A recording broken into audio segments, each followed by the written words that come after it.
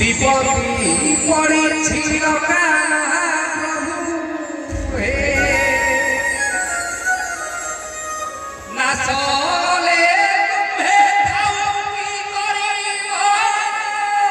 पेशा तांकर शिक्षकता किंतु निशा गीत गाइबा। वृत्तिगत जीवन में पिलांको पाठ पढ़ाउथिबा बेले व्यक्तिगत जीवन में संगीत को देइथांती किछि समय। निज शिक्षा अनुष्ठान सांस्कृतिक कार्यक्रम ठारू आरंभ करी कौनसी मंचरे नृत्य किंबा संगीत शिखाइबा हेउ नचेत निजे कला प्रदर्शन करिबा से सबुबेले चर्चारे। ना तांकर भागीरथी पाइकराय कोणार्क सरकारी उच्च विद्यालय रे शिक्षकता करुथिबा भागीरथी सार एबे खूब चर्चारे। गत किछि दिन हेबो सोशल मीडिया रे घुरी बुलुछि सारଙ୍କ मंचरे गीत गाइबार किछि वीडियो, जहाकु नै तांको मिलिछि अनेक प्रशंसा। तेबे संगीत प्रति तांकर अहेतुक भल पाइबा एवं सोशल मीडिया रे भाइराल हेबा परे कभर ओडिशा को भागीरथी सार देइछंती स्वतंत्र साक्षात्कार। संगीत किए प्रेम रे गाए तो पुणी किए विच्छेद रे, संगीत किए खुशी रे गाए तो पुणी किए दुख रे। संगीत कहा पई होई पारे सदड़ा धाड़ीर कई पद शब्दपुंज, पुणी ये कहा पई भावना परिप्रकाश एक माध्यम। संगीत कहा पई निशा तो पुणी कहा पई पेशा। संगीत अनेकों पई एक प्रेम मध्य। आज आम सांगरे जड़े एमिति अतिथि रही जे संगीत को बेस प्रेम मध्य करती और संगीत प्रति तांका मन रही अनेक दुर्बलता। व्यक्तिगत जीवन में जड़े शिक्षक हेले मध्य संगीत को से बेस भल पाती। आम सांगे अच्छा आज आम स्वतंत्र अतिथि शिक्षक भागीरथी पाइकराय। सीधा सड़क सागर आलोचना करवा और पचारि बुझा संगीत प्रति तांकर भल पाइबा केबेठारु और केमिति हला। सर आपन को स्वागत करुच्ची कभर ओडिशा को। आपण जड़े शिक्षक किंतु आपणकर संगीत प्रति बेस भल पाइबा रही। प्रथम आपण परिचय टिके दिंतु तापर आम आलोचना कर। मु भागीरथी पाइकराय पीएमसी सरकारी उच्च विद्यालय कोणार्क रे शिक्षकता करुच्ची। धंदामूलक शिक्षक भाव में नियोजित अच्छी। 2019 रु ये कोणार्क अर्क क्षेत्र अति सुंदर जहाँ हो सबू पृथ्वी रे समस्ते जानती ये जो तीर्थ क्षेत्र अर्क क्षेत्र को। तेणु मोर भाग्य जे कला और निपुणतार महार्घ्य जो ओडिशा सारा विश्व में प्रतिपादित हुए कोणार्क को नहीं गर्व करे। से जगार रही सुंदर वातावरण रे मु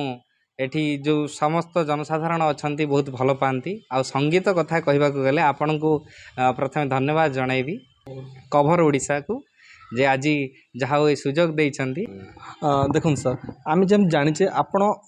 शिक्षक हेले मध्य किंतु आपण संगीत प्रति आपण मन बेस दुर्बलता रही। जहाँ आम देखीचु गत किछि दिन मध्य आपणकर अनेक गुड़े भिडियो सामाजिक गणमाध्यम घूरी बुली जोटा कि आप अनेक मंचरे संगीत परिवेषण करुँच। शिक्षक हेले संगीत को भल पाउछंती।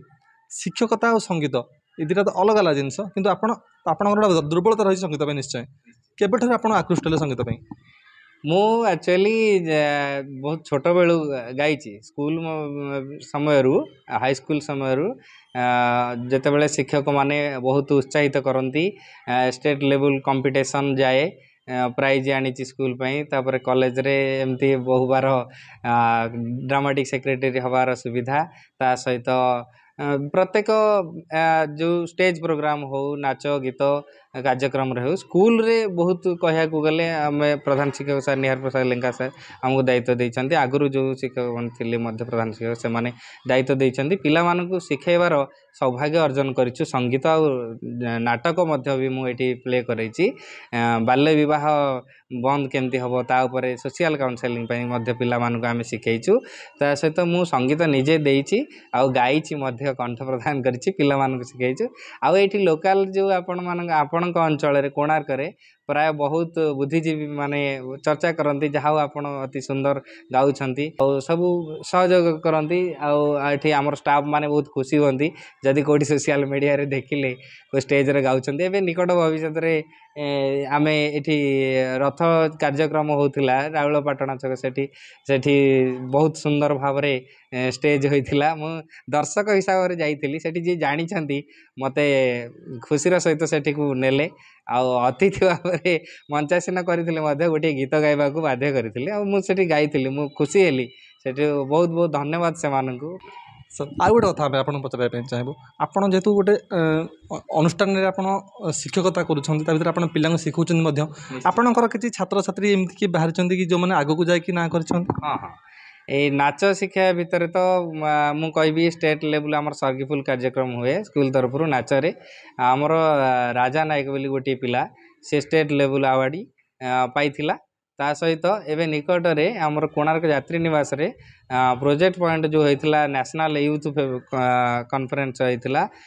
जो पार्लियामेंट से मु सांस्कृतिक कार्यक्रम कोऑर्डिनेटर थी छुट्टी थिले स्कूल 6 दिन आसिक कार्यनिर्वाह करी से पिलाटी नेशनल अवार्ड पाइथिला नाचरे आउटा आम स्कूल गर्व आताको गाइड कर मत बहुत धन्य माने निजको बहुत खुशी लगुच गीतर बहुत पिला ये पान मुर्मू आहरी अलग बहुत पिला अच्छा दीप्ति नायक से माने बहुत ना कले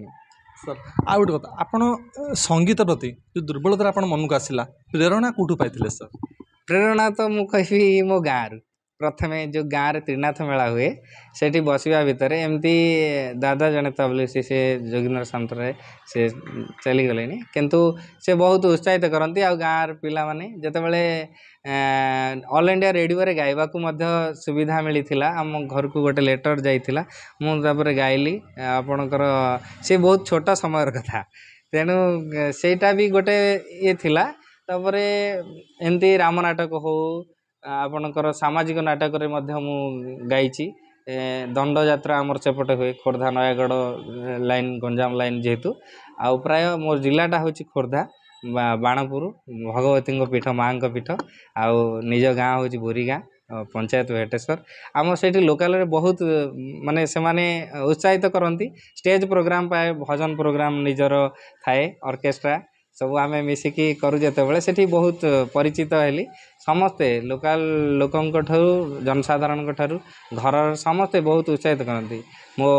माने भौणी भाई समस्ते मो एबे तो मिसेस भी थे कहते बढ़िया गीत गाउच शुणी खुशी हमें तापर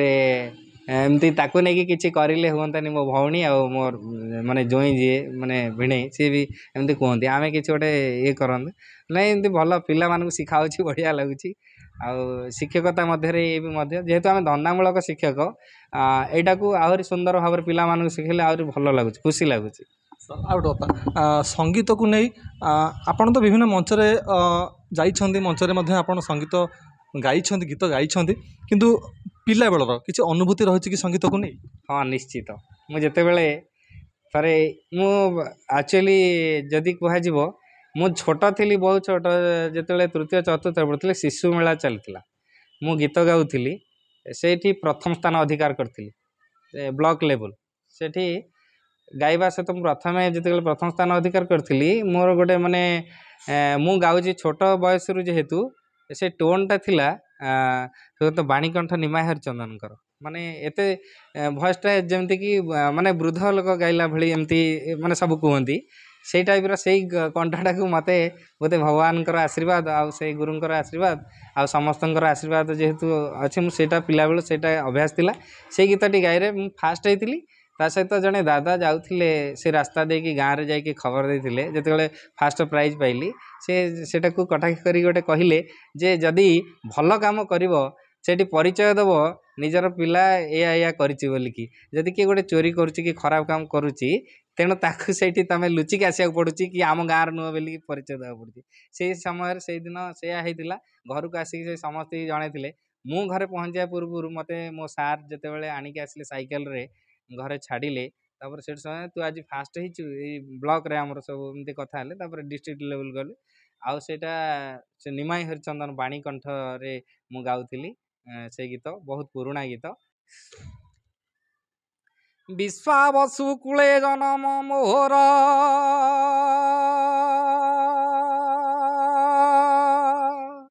ବୋଲାଏ ଦଇତାପତି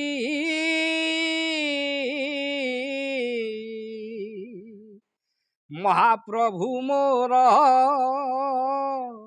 ଛାଡ଼ିବେ ଶରୀର ଫାଟି ଯାଉଅଛି ଛାତି ଚାନ୍ଦ ମୁହିଁଲୋ ଲୋ ଚାନ୍ଦ ମୁହିଁ ଯାଉଛି ଦାରୁ ଖୋଜି ମୁହିଁ ଲୋ ଚାନ୍ଦ ମୁହିଁ ଯାଉଛି ଦାରୁ ଖୋଜି ମୁହିଁ ଦାରୁ ନ ପାଇଲେ ପ୍ରାଣ ଝାସିବି ସମୁଦ୍ରେ ଯାଇ ଚାନ୍ଦ ମୁହିଁ ଯାଉଛି ଦାରୁ ଖୋଜି ମୁହିଁ। ବଢ଼ିଆ ଅତି ସୁନ୍ଦର ଗୀତ ଗାଉଛନ୍ତି। ସାର୍ ଗୋଟେ ମନରେ ଗୋଟେ ଛୋଟିଆ ପ୍ରଶ୍ନଟେ ମୋର ଆସୁଛି ସାର୍, ଯେତେବେଳେ ଗୋଟେ ସାଧାରଣ ଗୋଟେ ପିଲାଟି ଯେତେବେଳେ କମ୍ ବୟସରୁ ଯେତେବେଳେ କୁହେ ଘରେ ଯେ ନାଇଁ ମୁଁ ସମସ୍ତଙ୍କ ବାପା ମା ସାର୍ ଚାହାନ୍ତି ଯେ ପିଲାଟି ମୋର ପାଠ ପଢ଼ିକି ଇଞ୍ଜିନିୟର ଡକ୍ଟର ବହୁତ କିଛି ଆଶା ଥାଏ ବାପା ମା ମନରେ, କିନ୍ତୁ ପିଲା ଯେତେବେଳେ କୁହେ ନାଇଁ ମୁଁ ଗୀତ ଗାଇବି ତ ନିଶ୍ଚିନ୍ତ ପ୍ରକାରେ ପ୍ରଥମେ ତ ବାପାଙ୍କ ମାଆଙ୍କ ମନରେ କଣ ବାପାଙ୍କ ମନରେ ପ୍ରଥମେ ଟିକେ ଆସେ ରାଗ ଟିକେ ତ ସାର୍ ଆସେ ଗୀତ କ'ଣ ଗାଇବ। ଆପଣ ସାର୍ ଯେତେବେଳେ ଏମିତି କିଛି ଗୀତ ଗାଉଥିଲେ ବାପାଙ୍କ ସାର୍ କେତେବେଳେ ମାଡ଼ ପଡ଼ିଛି? ନା ସେମିତି କିଛି ଅସୁବିଧା ହେଇନି, କିନ୍ତୁ ଯେହେତୁ ବାପା ବାହାରେ ରହୁଥିଲେ ଆମର ଆର୍ଥିକ ଅବସ୍ଥା ଯଦିଓ ଖରାପ ନଥିଲା ଭଲ ବି ମଧ୍ୟ ନଥିଲା। ମୋ ପାଇଁ ମୋ ଭାଇମାନେ ଦୁଇ ଭାଇ ବହୁତ କଷ୍ଟ କରିଛନ୍ତି, ଆଉ ମୋ ତଳେ ମୋ ଭଉଣୀ ଅଛି, ତେଣୁ ପାଠ ପଢ଼ିବା ଆଉ ସଙ୍ଗୀତ ପରିବେଷଣ କରିବା ଇଏ ତ ନିହାତି ସଙ୍ଗୀତ କେବଳ ପାଠ ପଢ଼ିବା ସହିତ ଆନନ୍ଦ ସଙ୍ଗୀତ ଗାଇଲେ ମଧ୍ୟ ମାନେ ଆପଣ ଗୀତ ଗାଇଲେ କି ସଙ୍ଗୀତ ଶୁଣିଲେ ବହୁତ ଆନନ୍ଦ ଲାଗେ। ଇଏ ମଧ୍ୟ ଆଜିକା ଡେଟ୍ରେ ଆପଣ ଦେଖନ୍ତୁ ଯେଉଁ ଚିକିତ୍ସା ମଧ୍ୟ କରାଯାଉଛି ସଙ୍ଗୀତକୁ ନେଇକି ମଧ୍ୟ ଗୀତ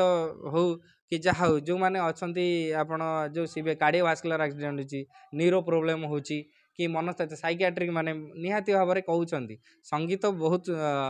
ସପୋର୍ଟ କରେ ଶରୀରକୁ। ଆଉ ଗୋଟେ କଥା ସାର୍ ଆମେ ଆପଣଙ୍କୁ ପଚାରିବା ପାଇଁ ଚାହିଁବୁ, ଗତ କିଛି ଦିନ ତଳେ ସାର୍ ଆମେ ଦେଖିଥିଲୁ ଆପଣଙ୍କର କିଛି ଗୀତ ସୋସିଆଲ ମିଡ଼ିଆରେ ଘୁରି ବୁଲୁଥିଲା ଯେଉଁଟାକି ତା ଭିତରେ ଗୋଟେ ଥିଲା ବ୍ରହ୍ମରୁ ଶୁଭୁଛି ଓମ୍ ସାଇନାଦ। ସାର୍ ଗୋଟେ ଥର ଆମେ ଅନୁରୋଧ କରିବୁ ଆପଣ ଆମ ଦର୍ଶକମାନଙ୍କ ପାଇଁ ସେ ଗୀତରେ ଗୋଟେ ଥର ଗାଇବେ ସାର୍ ନିହାତି ଭାବରେ। ନିହାତି ବହୁତ ସୁନ୍ଦର ଗୀତ, ତାକୁ ଓଡ଼ିଶାର ସୁନାମଧନ୍ୟ କଣ୍ଠଶିଳ୍ପୀ ଟି ସୌରୀ ସାର୍ ଗାଇଛନ୍ତି। ଏତେ ବହୁତ ମାନେ ସେଇ ଗୀତଟି ମୁଁ ଯେଉଁଠି ଗାଏ ମୋତେ ଭଲ ଲାଗେ ଆଉ ସମସ୍ତେ ବହୁତ ଆପ୍ୟାୟିତ କରିଛନ୍ତି ଆଉ ବହୁତ ଧନ୍ୟବାଦ ଦେଇଛନ୍ତି ଆଉ ବହୁତ ଖୁସି ବି ମିଳିଛି ମୋତେ ବହୁତ। ତେଣୁ ଠିକ୍ ଅଛି ଆପଣଙ୍କ ଅନୁରୋଧ କରିବେ ସେଇ ଗୀତଟିକୁ ମୁଁ ଗାଉଛି। ବ୍ରହ୍ମରୁ ଶୁଭୁଛି ଶୁଣ ଓମ୍ ସାଇନାଦ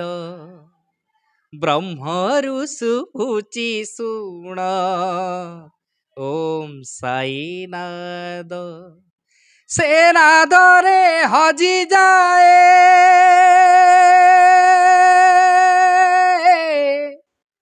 ସେ ନାଦରେ ହଜିଯାଏ ତ୍ରିଲୋକ ସବାଦ ବ୍ରହ୍ମରୁ ଶୁଭୁଛି ଶୁଣ ଓମ୍ ସାଇନାଦ ବ୍ରହ୍ମରୁ ଶୁଭୁଛି ଶୁଣ ଓମ୍ ସାଇନାଦ।